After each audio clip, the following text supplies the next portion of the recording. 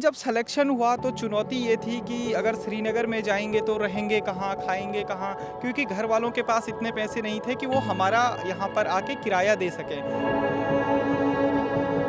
नई चुनौती थी हमारे घर में कि मकान बहुत पुराना था हमारे गांव में। एक टाइम ऐसा आया कि मकान पूरा ऐसा हो गया था कि एसडीएम ने और प्रशासन ने बोल दिया आप इस मकान पे नहीं रह सकते हो, आप प्रतीक्षालय में रह सकते हो या सरकारी स्कूल में रह सकते हैं। 2-3 महीने बाद होटल में काम करने के बाद जब मुझे थोड़ा सा लगा कि अब कुछ और करना चाहिए तो मैंने अखबार ज्वाइन कर दिए। न्यूज़पेपर ज्वाइन किए सुबह 4 बजे से और 8 बजे तक हम न्यूज़पेपर बांटते थे पूरे शहर में। कभी कभी क्या होता था, बरसात के टाइम पे एक चुनौती रहती थी कि न्यूज़पेपर भीगना नहीं चाहिए, तो खुद हम भीगते थे, न्यूज़पेपर बचा के ले जाके लोगों के घर के अंदर डालते थे, क्योंकि अगर न्यूज़पेपर गीला हो गया तो पैसे नहीं मिलेंगे, वहाँ से पैसे कट जाएंगे।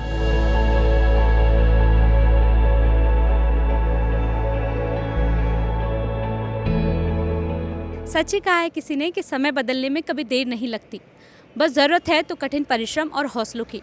नमस्कार, स्वागत है आपका बारामासा में। आज हमारे साथ एक ऐसे व्यक्ति मौजूद हैं जिन्होंने कभी अपने परिवार का खर्च चलाने के लिए गांव से 9 किलोमीटर पैदल चलकर दुकानों में दूध बेचा, तो कभी उत्तराखंड में ITI में 63वीं रैंक लाने के बावजूद भी होटलों में काम किया। सुबह की उस ठंड में उन्होंने कभी अखबार बेचा तो कभी दूसरों की गाड़ियां चलाई, लेकिन आज वो एक टैक्सी सर्विस के मालिक हैं और अपने साथ ही उन्होंने और भी लोगों को रोजगार दिया। तो चलिए हम उनसे ही जानते हैं गांव से लेकर शहर आने तक के उनके संघर्ष के बारे में।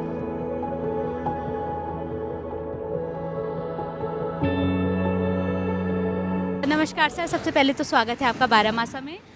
नमस्ते आप सभी को। सर्वप्रथम धन्यवाद देना चाहूँगा बारामासा की टीम को, जो देहरादून से 150 किलोमीटर की दूरी चल के श्रीनगर पहुँचे हैं हमारी इंटरव्यू के लिए और हमारी स्टोरी को कवर करने के लिए। सर, सबसे पहले आप हमें ये बताइए कि अपने नाम से आप शुरुआत कीजिए और आपने जो अपनी पढ़ाई है वो कहाँ से की है? जी, मेरा नाम पवन रावत है और मैं चमोली ज़िले का रहने वाला हूँ। वहाँ पर कर्णप्रयाग से 15 किलोमीटर की दूरी पर मेरा गांव पड़ता है दियारकोट, जो नौटी रोड पर है।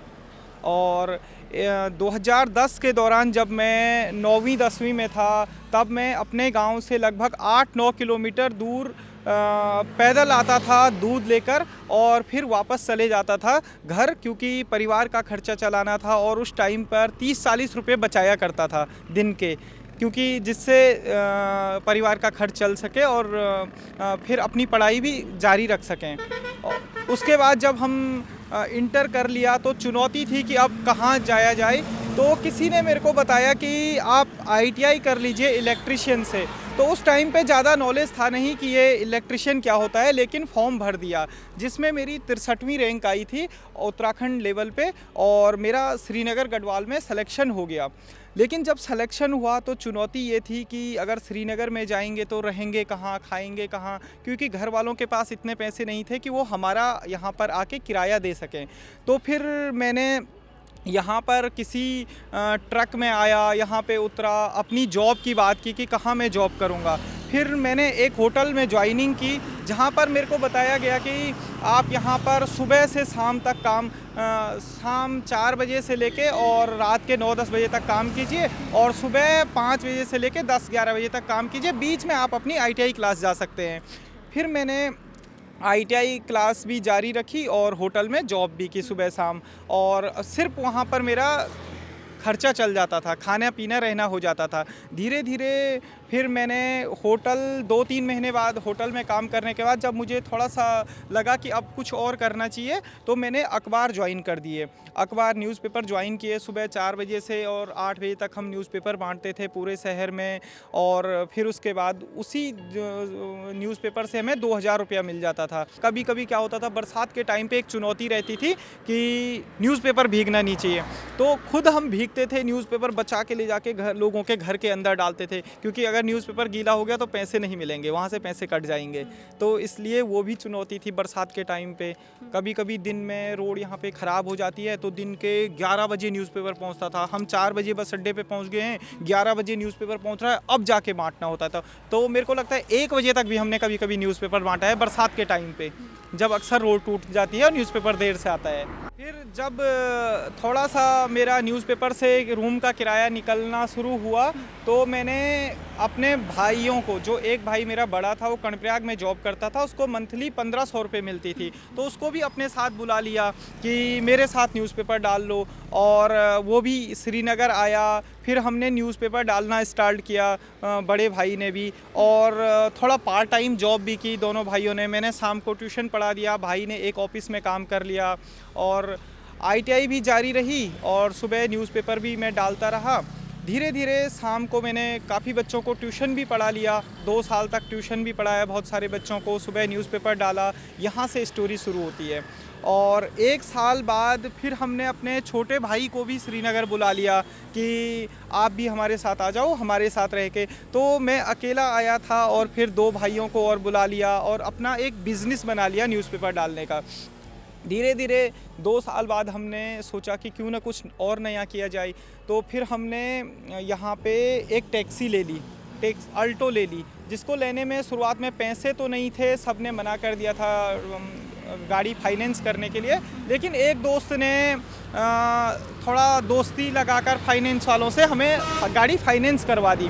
तो एक गाड़ी पहले हमने ली, उसमें हम खुद ट्रेन हुए, थोड़ा बहुत पहले से आती थी लेकिन फुल ट्रेन उस गाड़ी से हो गए। फिर शुरुआत में मैं श्रीनगर से और देहरादून लोगों की गाड़ियाँ छोड़ने जाता था, और वहाँ से वापस बस से आ जाया करता था कि, और लोग अगर 1000 रुपये देते थे, 300 रुपये किराया पड़ता था, 700 रुपये दिन के बच जाया करते थे। तो धीरे धीरे जब ये काम आगे बढ़ा तो हमने फिर अखबार डालना छोड़ दिया, और फिर नए बिज़नेस में आगे टैक्सी के। धीरे धीरे पैसे इकट्ठे होते गए तो फिर दूसरी गाड़ी ले ली।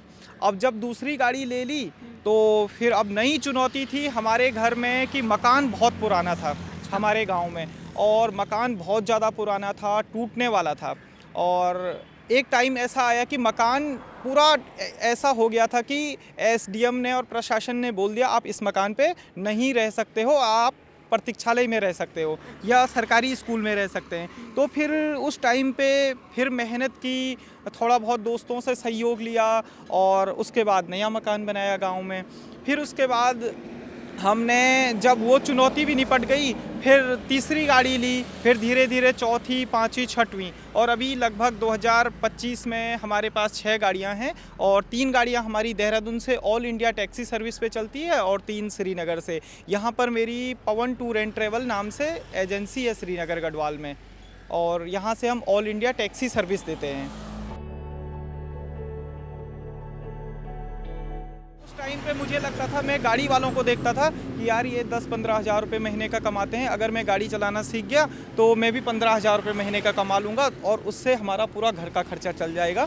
तो 15 हज़ार उस टाइम पे हमारा लक्ष्य होता था कि 15 हज़ार हम कमा लें तो जीवन सुधर जाएगा। अच्छा। जी जी जी। तो जब आपने अपनी ऑल्टो खरीदी थी तो उसके बाद, उससे पहले आप किसी और के लिए गाड़ी चलाते थे, ऐसा कुछ? जब मैंने अल्टो ख़रीदी उससे पहले गांव में गाड़ी सीखते समय जब मैं दूध देने आता था तो उस टाइम पे मैंने किसी भैया को बोला था कि मेरे को गाड़ी चलाना सिखा दीजिए। तो उस टाइम पे उन्होंने 1 महीना मैंने उनकी गाड़ी पे खल्लासी की थी, गांव में खल्लासी बोलते हैं जो गाड़ी वगैरह धोते हैं। 1 महीना उस पर रहा था, तो उनकी गाड़ी वगैरह धोई थी, तो उन्होंने मेरे को गाड़ी सिखा दी थी थोड़ा बहुत, लेकिन एक्सपर्ट मैं अपनी गाड़ी पे ही हुआ। अब जो आने वाले समय के युवा हैं, जो आजकल के युवा हैं, उनको आप क्या संदेश देना चाहते हैं? युवा दोस्तों को यही संदेश रहेगा मेरा कि कोई भी लक्ष्य है वो बहुत मुश्किल नहीं है। आप निरंतरता बनाए रखिए किसी भी काम में, और कोई भी काम हो उसको करते रहिए और आगे बढ़ते रहेंगे जीवन में। और कोई भी प्रकार का जो नशा है उससे दूर रहिए। हमारी जो असली पहचान है वो इसी से है कि हम तीनों भाइयों में कोई भी भाई नशा नहीं करता है, और उसी कारण मेरे को लगता है कि हमने एक टैक्सी से दूसरी, दूसरी से तीसरी, ऐसे हम जोड़ते गए। अगर हम नशा करते तो शायद जीवन में इतना आगे नहीं बढ़ पाते। नशा जो है वो आजकल बच्चों को पीछे धकेल रहा है। अच्छे अच्छे घरों के बच्चे हैं, पढ़े लिखे बच्चे हैं जो नशा करना शुरू कर देते हैं, और फिर वो कभी जीवन में आगे बढ़ ही नहीं पाते हैं। जीवन बर्बाद हो जाता है, कहीं बच्चे लास्ट में आत्महत्या तक कर देते हैं इस चक्कर में। और मैं नशे के खिलाफ नशा मुक्ति अभियान भी चलाता हूँ। स्कूलों में जा के बच्चों को इस चीज़ को बताता हूँ कि आपको नशे से कैसे बचना है और इसके क्या दुष्परिणाम हैं। तो ये थे हमारे साथ पवन रावत जी, जिन्होंने हमें बताया कि पहाड़ों में इतनी चुनौतियों के बाद भी और बिना सरकार की मदद के उन्होंने कैसे अपने हौसलों को उड़ान दी और जो समाज के लिए भी एक प्रेरणा स्रोत है। तो अगर आपको ये कार्यक्रम पसंद आया हो तो लाइक शेयर कमेंट करें और जुड़े रहें बारामासा।